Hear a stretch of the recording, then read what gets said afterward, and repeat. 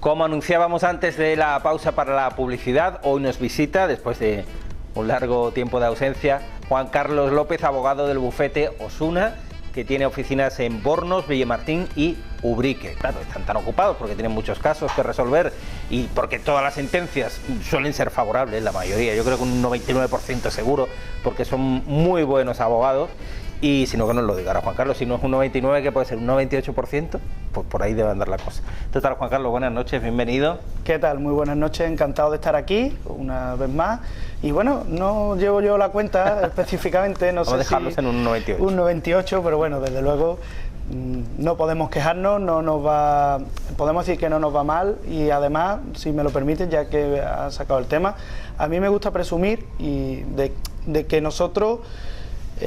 no quizás tanto de resultados, de cuál es el porcentaje que tenemos de acierto, de fallo, de sentencia favorable, que quizás es una cosa más o bien peliculera o bien quizás de a lo mejor en las películas podemos verlo, ¿no? En los grandes despachos, no sé si ellos lo llevarán o no lo llevarán, sino que a mí me gusta presumir de que nosotros sí que es verdad que intentamos por todos los medios evitar un procedimiento, evitar ir a pleito, a no ser que lo tengamos bastante claro. Evidentemente no depende de nosotros, no podemos garantizar nunca el éxito, pero sí que me gusta presumir porque es verdad, porque bueno, considero que en ese sentido uno de nuestros principios de nuestro despacho es el valorar todo muy bien, las posibilidades efectivas que hay de ganar un procedimiento y no entrar por entrar y de esa forma, bueno, pues le cobramos más al cliente o no es nuestra política, desde luego. Muy bien, bueno saberlo, ¿eh?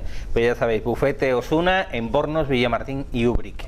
Y entre todos los profesionales pues está Juan Carlos, que nos visita esporádicamente, cada X tiempo, siempre que puede, pues se escape y comparte con nosotros temas relacionados con el mundo del derecho, de la abogacía, de las leyes, de cuestiones que en un momento dado nos pueden interesar a todos y a todas, ¿no? Porque nos vemos implicados, a lo mejor sin quererlo, en algún caso, ¿no?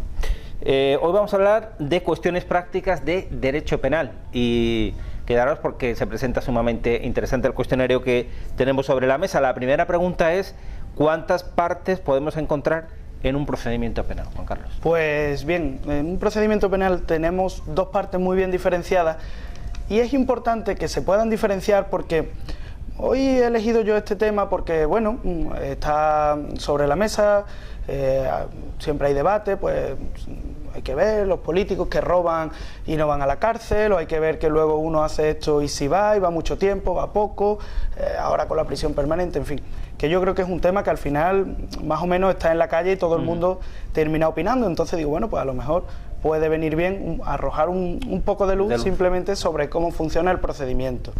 Y esto lo digo porque con los dos procedimientos, las dos fases que podemos encontrar en el procedimiento serían, digamos, una primera fase de instrucción, que es la fase en la que se investiga el delito.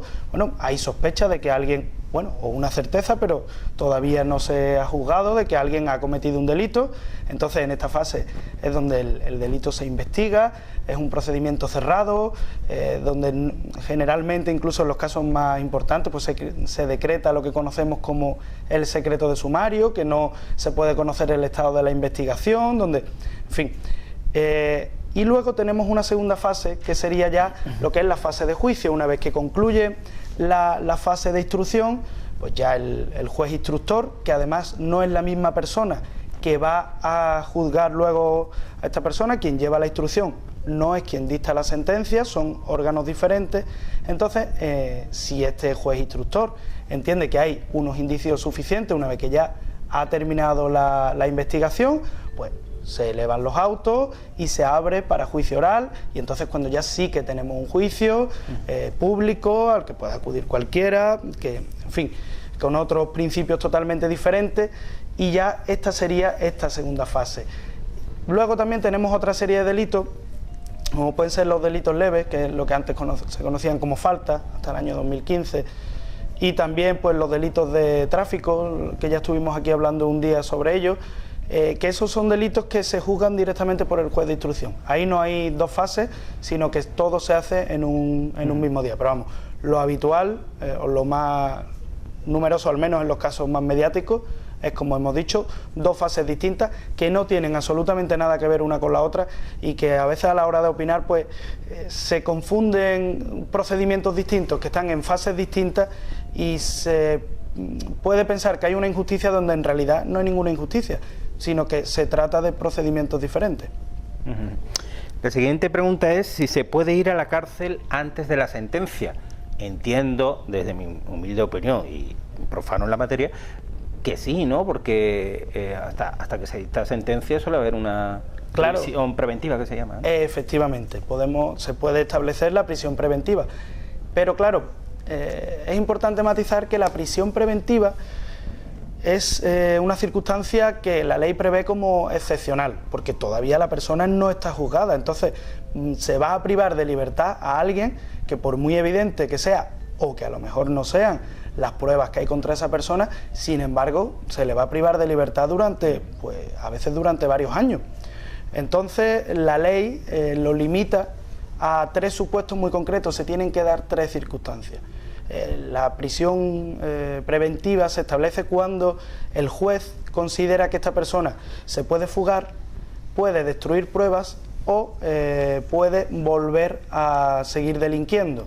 Es el caso, por ejemplo, pues ahora están en prisión preventiva pues los políticos catalanes que han sido detenidos, están en prisión preventiva, nadie los ha juzgado todavía, nadie los ha condenado, pero el juez entiende que se pueden dar estas circunstancias, que pueden seguir delinquiendo, porque bueno, siguen teniendo un cargo público desde el cual dice el juez que lo han utilizado para cometer un delito, que está por ver que sea así o no. Pueden destruir pruebas, que esto es muy habitual, por ejemplo, en todos los delitos económicos, todos los delitos de corrupción. Hay que tener en cuenta que, claro, la cantidad de documentación y de pruebas que se pueden ir obteniendo durante esta fase de instrucción es muy elevada. Entonces, si hemos detenido a una persona y la dejamos en la calle, a lo mejor va a destruir papeles, va a destruir ordenadores o va a destruir mucha información que todavía puede servir y que el juzgado todavía no tiene. O por último, el riesgo de fuga, que en el caso precisamente de los políticos catalanes es uno de los argumentos que les están dando cada vez que están solicitando la eliminación de esta prisión preventiva. Les dicen, bueno, es que vuestros compañeros se han fugado, no me creo que vosotros no vayáis a hacerlo. Es uno de los motivos que les están dando.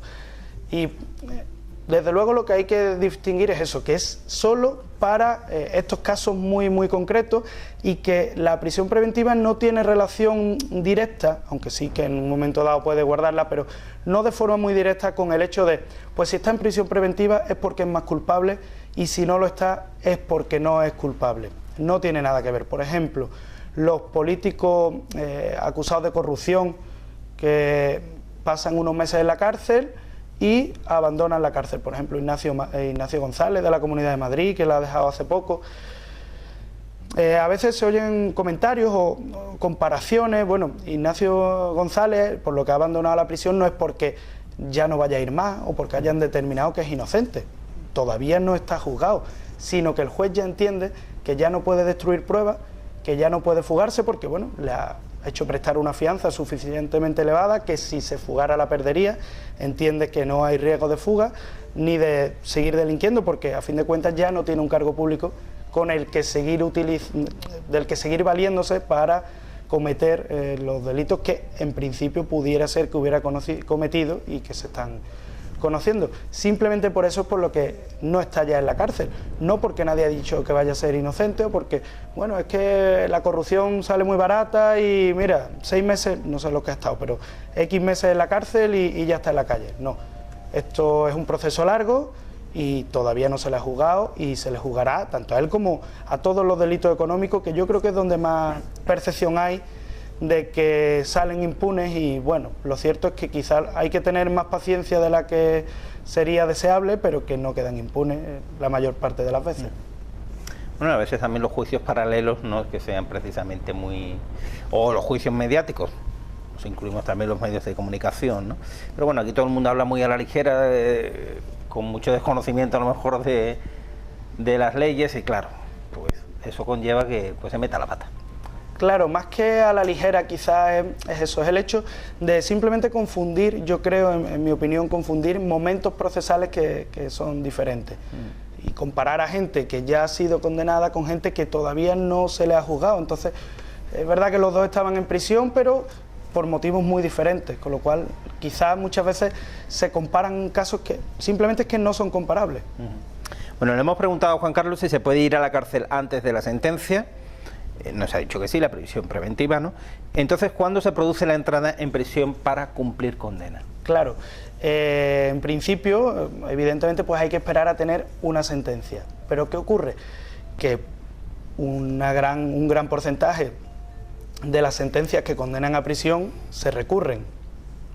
Incluso el recurso muchas veces también es recurrido. ¿Qué ocurre? Que podemos encontrarnos con que, aunque la sentencia se dicte hoy, a lo mejor no va a ser firme, porque se ha ido recurriendo hasta dentro, pues a lo mejor de 4 o 5 años. Evidentemente esto no es deseable, pero claro, ¿qué ocurre? Que la persona que recurre va a pedir, si no siempre, bueno, prácticamente siempre va a pedir que mientras se tramita el recurso, como la condena no es firme, oiga, déjenme mientras en la calle, y ya si la condena, si la sentencia pues la confirman en los recursos, entonces ingreso en prisión. Normalmente esto se concede. Entonces, ¿qué ocurre? Que cuando finalmente se entra no es después del juicio, sino mucho tiempo después. ¿Cuál es la consecuencia negativa de esto? Pues que muchas veces ya nos encontramos a personas que ya se han rehabilitado, que ya no tienen nada que ver con el delito que cometieron, que están plenamente integrados en la sociedad, que a lo mejor ahora incluso tienen familia que depende económicamente de ellos, y vemos que esto al final puede destrozar alguna familia y alguna vida. Pero claro, esa es la cuestión. Muchas veces es la propia persona la que, bueno, es que eres tú quien pediste que te tardara más, que no se te aplicara la sentencia todavía. Claro, pues ahora es un momento que ya no es deseable. Pero claro, evidentemente esto se eliminaría con una justicia que fuera rápida, que es de verdad como sería justa, claro. Bueno, ¿qué reglas tiene que seguir el juez para imponer la pena? Bueno, pues lo primero, el juez tiene que acudir al Código Penal, que es la ley en España, donde, bueno, yo creo que todo el mundo más o menos lo sabe, pero en fin, el Código Penal es donde se dice, pues, hacer esto es cometer tal delito y esto, pues, implica esta pena. Simplemente, todos los delitos están recogidos en el Código Penal. Entonces, ¿qué ocurre? Que el Código Penal es muy abierto, quizás es más abierto de lo que a lo mejor pueda parecer. Primero porque hay delitos que incluso no deja claro cuál es la pena que hay que imponerle, sino que lo deja para que lo elija el juez. Porque hay delitos que te pueden imponer una multa económica, o bien trabajo en beneficio de la comunidad, o bien directamente prisión, pero las tres cosas en el mismo delito, y entonces es el juez el que tiene que decidir, bueno, pues aquí entiendo que procede esta pena o entiendo que procede otra de las que están previstas. Y ya si nos vamos a la ley del menor, pues el abanico es muchísimo más amplio. Los menores de edad, entre 14 y 18 años, ahí sí que el juez puede imponer prácticamente la pena que quiera.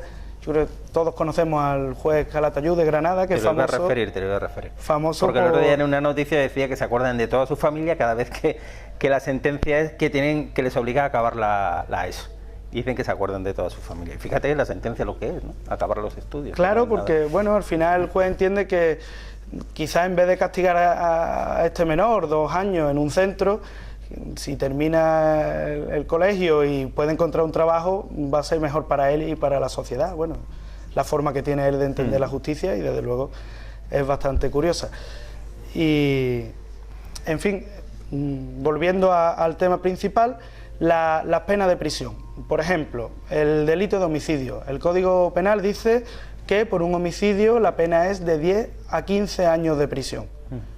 Muy bien. Y ahora dice el juez, ¿y cuánto? ¿10 años y un día? ¿12 años? ¿14 años y medio? ¿Cuánto? Pues también nos lo explica el propio Código Penal. Lo que se dice es que hay que atender a ver si hay circunstancias atenuantes o circunstancias agravantes.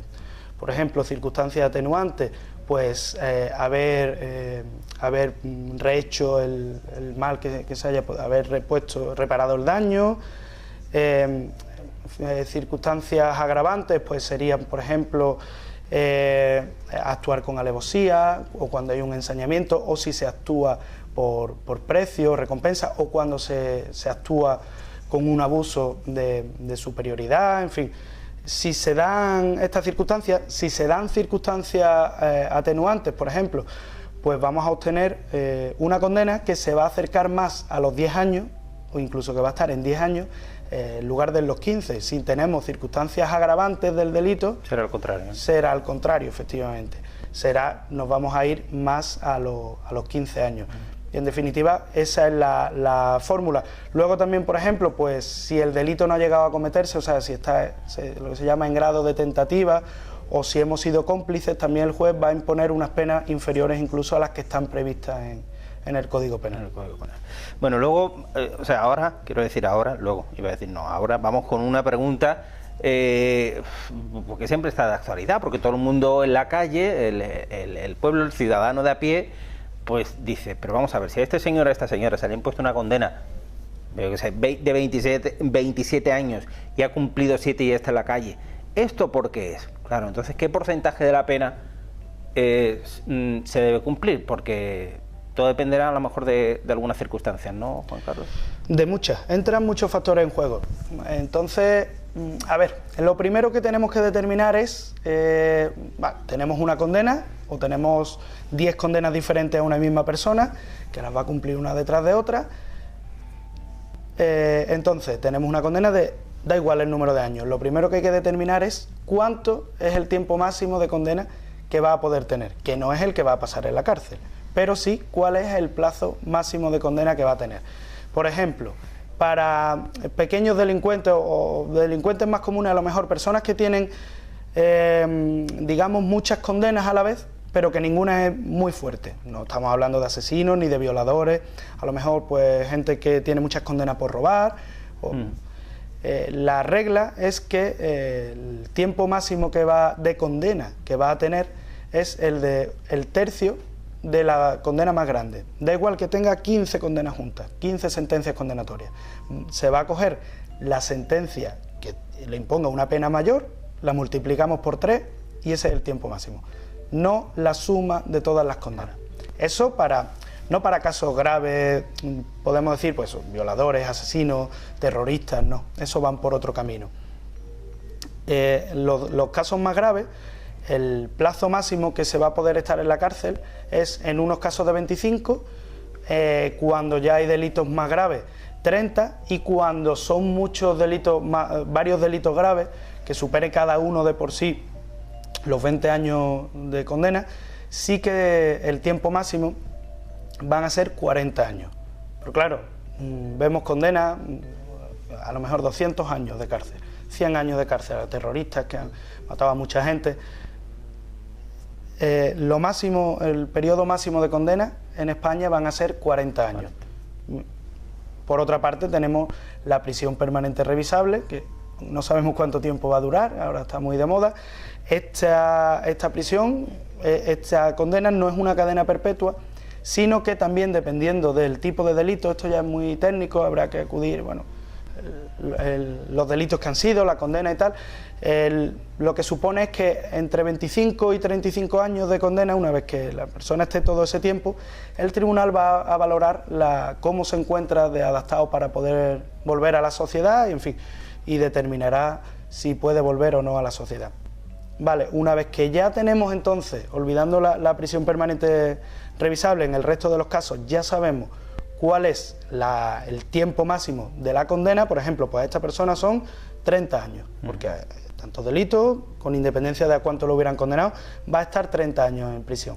Pues sobre esos 30 años, ahora ya tenemos que empezar a valorar cuándo va a poder obtener permisos, cuándo va a poder, que es en los casos menos graves, cuando no son delitos de sangre, cuando no se pertenece a una banda armada, y sobre todo cuando haya muy buenos informes de los educadores de la prisión, no haya ningún problema en prisión y demás, todos sean informes favorables. A partir de, una vez que se haya cumplido la mitad de la condena, se puede empezar a solicitar el tercer grado. El tercer grado, que ya será vivir en un régimen de semilibertad, ya puedes estar trabajando, tienes que ir a dormir a un centro incluso hay gente que lo hace en su propio domicilio con una pulsera. Eso es el tercer grado. Y posteriormente podemos acceder a la libertad condicional, que esto ya sería una vez que nos queda, en este tipo de presos, que no son de sangre y que tienen un buen comportamiento, una vez que llevan cumplido 2/3 de la condena, es decir, 2/3 sí que van a tener que cumplir, el último tercio, en según qué circunstancias, van a poder acceder al a la libertad condicional. En los casos más graves, al menos la ley establece que tienen que cumplir 3/4 partes de la condena. Las primeras 3/4 partes las tienen que cumplir, a partir de ahí el último 25% se empieza a valorar. ¿Esto qué quiere decir? Bueno, que si bien es cierto que a alguien se le puede condenar a 100 años y solo la condena en realidad es por 40, lo cierto es que no va a salir a la calle a los 7, 8 o 15 años, sino que al menos por una condena de 40, 30 va a tener que pasar en la cárcel, y en los otros 10 ya empezaremos a ver si se le dan o no se le dan los permisos en función de que vaya cumpliendo una serie de requisitos. Pero aunque es verdad que el tiempo efectivo de cumplimiento de las condenas es bastante inferior a lo que es la condena en sí, quizás se ha extendido un poco la percepción de que se cumple menos de lo que en realidad se llega a cumplir. O sea, se cumplen bastantes años y además, si se compara con nuestro entorno, son unas penas bastante importantes, bastante altas. Bueno, y otra creencia muy extendida también es que si la condena es menor a 2 años, no se pisa la prisión. Quiero creer que no es así en todos los casos, pero bueno, dejemos que sea el especialista en la materia, como Juan Carlos, abogado del bufete Osuna, quien nos saque de la duda, porque yo sé que hay, por ejemplo, algunos casos donde 3-4 meses sí han tenido que entrar en prisión, ¿no? Claro, efectivamente, porque depende de muchos factores. Es verdad que hay un artículo que dice expresamente que si la condena de prisión es inferior a 2 años, atendiendo a las circunstancias, el juez podrá resolver, podrá archivar esta condena. Vamos, realmente no es archivarla, es suspenderla, porque la deja suspendida durante un periodo que puede llegar hasta 5 años, y si en ese periodo vuelves a cometer un delito, tendrás que cumplir la anterior y esta, es decir, se te queda suspendida durante un tiempo.